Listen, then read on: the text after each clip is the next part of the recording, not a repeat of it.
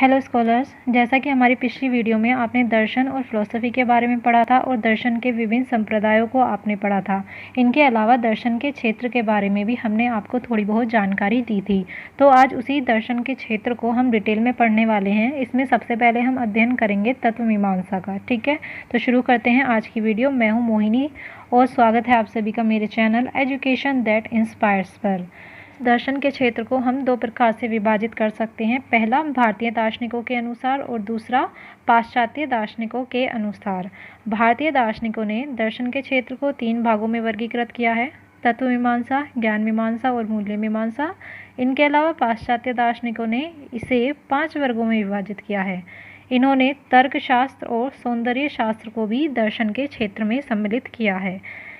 देखिए, भारतीय दार्शनिकों का जो वर्गीकरण है ये इतना छोटा होने के बावजूद दर्शन के सभी एस्पेक्ट्स को, उसके सभी पक्षों को समाहित करता है, क्योंकि पाश्चात्य दार्शनिकों ने जिस तर्कशास्त्र की बात की है, तर्कशास्त्र के अंतर्गत जिन जिन बातों का अध्ययन किया जाता है, भारतीय दार्शनिकों ने उसे तत्व मीमांसा के अंतर्गत सम्मिलित किया है। ठीक है, तो तर्कशास्त्र को तत्व मीमांसा के अंतर्गत अध्ययन किया जाता है। इसके अलावा सौंदर्य शास्त्र, सौंदर्य शास्त्र में जिन बातों का अध्ययन किया जाता है उसे भारतीय दार्शनिकों ने मूल्य मीमांसा का विषय माना है, इसलिए इसका अध्ययन मूल्य मीमांसा में किया जाता है। तो आप समझ सकते हैं कि भारतीय दार्शनिकों ने जो वर्गीकरण किया है वह सफिशिएंट है, इनफ है दर्शन के क्षेत्र को समझने के लिए। ठीक है, तो आज हम इसमें तत्व मीमांसा का अध्ययन करने वाले हैं। मेटाफिजिक्स का अध्ययन हम इसमें करेंगे। तो देखते हैं तत्व मीमांसा। तत्व मीमांसा दर्शन शास्त्र की एक ऐसी शाखा है जिसके अंतर्गत सत्य से संबंधित प्रश्नों के उत्तर खोजने के प्रयास किए जाते हैं। ठीक है, इसके बारे में और डिटेल में पढ़ते हैं। देखते हैं आज की वीडियो से आप कितना ज्ञान अर्जन करते हैं। सबसे पहले देखते हैं तत्व मीमांसा कहते किसे हैं। अरस्तु जो हमारे प्रसिद्ध दार्शनिक हुए हैं, उन्होंने सर्वप्रथम अध्ययन किया था भौतिक शास्त्र का, जिसे कहते हैं इंग्लिश में फिजिक्स। उसके बाद वे धीरे धीरे दर्शन की ओर अग्रसर हुए। दर्शन के बारे में उन्होंने अध्ययन करना शुरू किया और दर्शन के अध्ययन के लिए उन्होंने मेटाफिजिक्स शब्द का प्रयोग किया। किसका प्रयोग किया? मेटाफिजिक्स शब्द का प्रयोग किया, जिसे हम तत्व मीमांसा कहते हैं। ठीक है, तो जो भौतिक शास्त्र है वो केवल विषय के बाह्य रूप के नियमों का ही अध्ययन करता है। ठीक है, भौतिक ऊर्जा का अध्ययन किया जाता है मेटाफिजिक्स के अंतर्गत। तो जो मेटाफिजिक्स शब्द है वो 2 शब्दों से मिलकर बना है, मेटा और फिजिक्स। ये दोनों ही ग्रीक भाषा के शब्द हैं। ठीक है, मेटा और फिजिक्स। मेटा का अर्थ होता है बियॉन्ड, यानी कि परे, और फिजिक्स का अर्थ होता है प्रकृति। इस प्रकार से मेटाफिजिक्स या फिर तत्व मीमांसा का अर्थ हुआ बियॉन्ड नेचर या प्रकृति से परे। तो प्रकृति से परे जितनी भी चीज़ें हैं, आत्मा, परमात्मा या फिर ये संपूर्ण ब्रह्मांड, इन सब चीज़ों का अध्ययन किसके अंतर्गत किया जाता है? तत्व मीमांसा के अंतर्गत किया जाता है।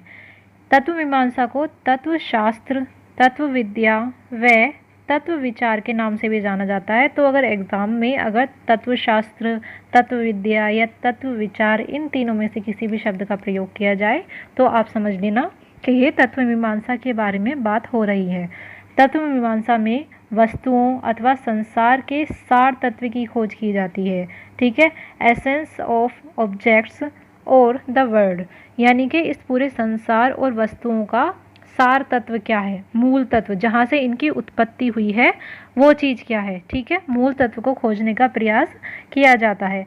इसका प्रमुख विषय वो परम तत्व होता है जो इस संसार के होने का कारण है और इस संसार का आधार है। ठीक है, दोनों बातों का मतलब एक ही है।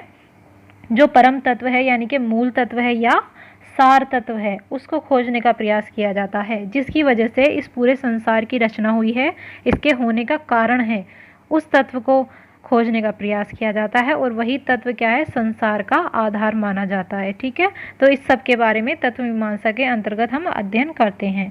इसमें सत्य या वास्तविकता के मूल स्वरूप की खोज की जाती है। अगर हम किसी चीज़ को सत्य या वास्तविक बोल रहे हैं तो उसका मूल स्वरूप होता है कुछ, उसको खोजने का प्रयास किया जाता है। यह मन और पदार्थ, पदार्थ और गुण, संभावना और वास्तविकता के बीच संबंध की भी जांच करती है। यह शाखा किस किस की जांच करती है? मन और पदार्थ, क्योंकि मन कैसा है?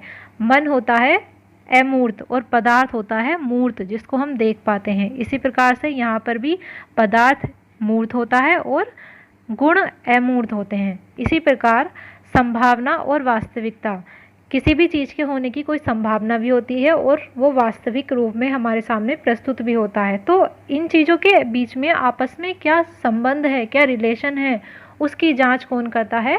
तत्व मीमांसा करती है। ठीक है, अब इसके कुछ प्रश्न देख लेते हैं जिनका उत्तर खोजने का प्रयास तत्व मीमांसा कर रही है। पहला है अस्तित्व की प्रकृति।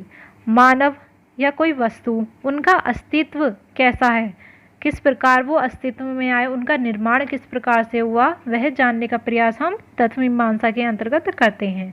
नेक्स्ट है सत्य क्या है और उसके विभिन्न रूप क्या हैं।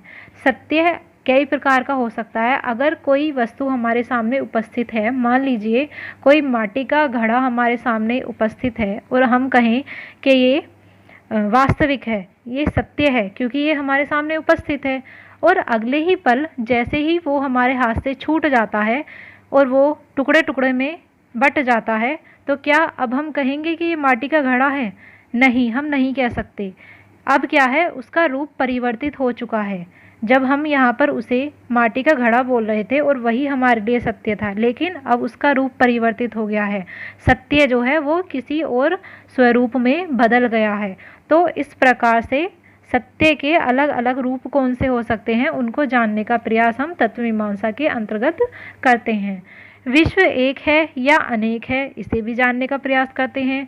काल क्या है, यानी कि समय क्या है, और आकाश क्या है, ये आकाश आया कहाँ से है, कहाँ से डेवलप हुआ है, कहाँ से इसकी उत्पत्ति हुई है। ठीक है, द्रव्य क्या है और कार्य कारण क्या है। द्रव्य यानी कि सब्सटेंस, कोई पदार्थ। प्रकृतिवादियों ने माना है कि जो ये पूरी सृष्टि है उसका निर्माण पदार्थ या फिर द्रव्य से हुआ है। तो उस द्रव्य को जांचने की कोशिश की जाती है, उसका पता लगाने की कोशिश की जाती है। कार्य और कारण, इन दोनों में क्या संबंध है, इसकी जांच भी किसके अंतर्गत की जाती है? तत्व मीमांसा के अंतर्गत की जाती है। अगर कोई कार्य हो रहा है तो उसके पीछे का मूल कारण क्या है, उसी प्रकार से है जिस प्रकार की सृष्टि उत्पन्न तो हुई है, पर उसके पीछे मूल कारण क्या है उसकी उत्पत्ति का, उसको जानने का प्रयास किया जाता है। तो ये कार्य कारण वही है। नेक्स्ट है परिवर्तन क्या है और नवीनता किसे कहते हैं। ठीक है, जो चेंजेस हो रहे हैं प्रकृति में, ब्रह्मांड में, तो ये चेंजेस हैं क्या, किस वजह से ये चेंजेस हो रहे हैं, और हम नवीनता किसे कहेंगे। ठीक, नेक्स्ट है समानता किसे कहते हैं और तथ्य क्या है। इसके अलावा मैं कौन हूँ, सबसे बड़ा प्रश्न तो यही उठता है मानव के मन में कि मैं कौन हूँ, मेरी उत्पत्ति कहाँ से हुई है, यानी कि मानव की उत्पत्ति कहाँ से हुई है। यहाँ मैं का अर्थ मेरे या तुम्हारे से नहीं है, यहाँ संपूर्ण मानव जाति से है कि संपूर्ण मानव जाति कहाँ से उत्पन्न हुई है, किस प्रकार से इसका विकास आरंभ हुआ था। तो इन सब प्रश्नों के उत्तर खोजने का प्रयास किया जाता है तत्व मीमांसा के अंतर्गत। ठीक है, नेक्स्ट देखते हैं। जो इंग्लिश में पढ़ना चाहते हैं वो इन्हें देख सकते हैं, इंग्लिश में यहाँ पर उनके लिए लिख दिया गया है। अब जिस प्रकार से दर्शन की अलग अलग शाखाएं थी, उसी प्रकार से तत्व मीमांसा की भी अलग अलग शाखाएं हैं, जिनमें से पहली है तत्व विज्ञान, मतलब ऑन्टोलॉजी। तत्व विज्ञान के अंतर्गत हम द्रव्य और तत्व को ही क्या मानते हैं? सत्य मानते हैं। अब तत्व मीमांसा में हम किसका अध्ययन कर रहे हैं? सत्य का अध्ययन कर रहे हैं कि सत्य क्या है। ठीक है, और इसकी एक शाखा है तत्व विज्ञान, जो किसको सत्य मानती है? द्रव्य को सत्य मानती है, या किसी पदार्थ को, भौतिक पदार्थ जो होते हैं उनको सत्य मानती है।